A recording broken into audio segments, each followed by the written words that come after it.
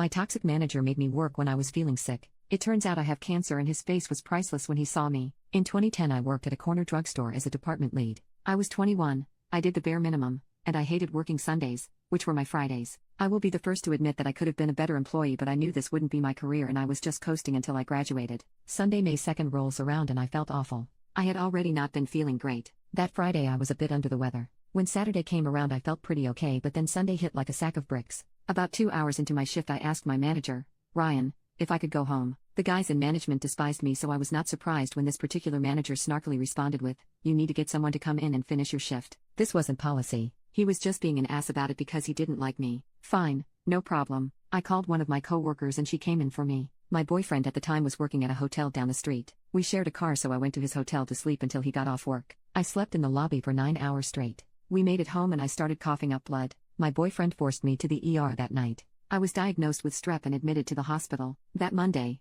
the 3rd, one of the nurses informed me that I'd be in the hospital for at least a week, so I called my store to let them know. The manager I spoke with, Brad, hated me more than anyone else at that store. I told him the news. Brad, you'll be out for a week for strep? Me, yeah. Do you want to talk to the nurse? She's right here. Brad, no, we'll see you when you get back. He was clearly irritated by the news, but there was nothing I could do. What I hadn't told him, as I didn't know at that time, is I was admitted because the hospital suspected I had something much worse. I was visited by a doctor on Monday who explained he'd like to perform a bone marrow biopsy. I had no idea what that was or why he'd want to do one, except that my blood counts looked weird. I had the procedure done and continued recovering from strep.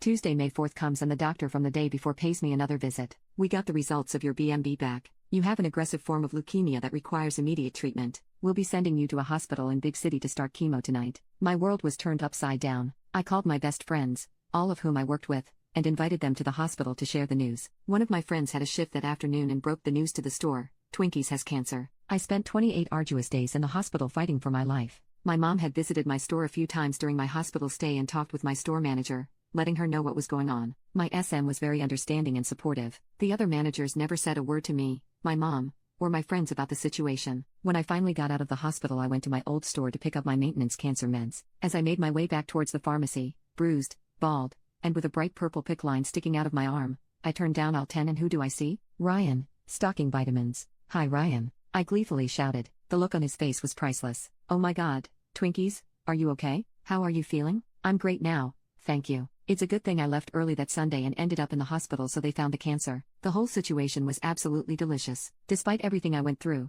the feeling of complete vindication when they had to face my cancer-ridden self was incredible. I never ended up going back to work there. I had to file for disability because the next 5 months of my life were week-long hospital stays followed by constant transfusions, checkups, and even a case of sepsis that almost unalived me. But I still remember Ryan's face and it brings a smile to mine. May 4th will be 15 years since my DX and there's no sign of it coming back.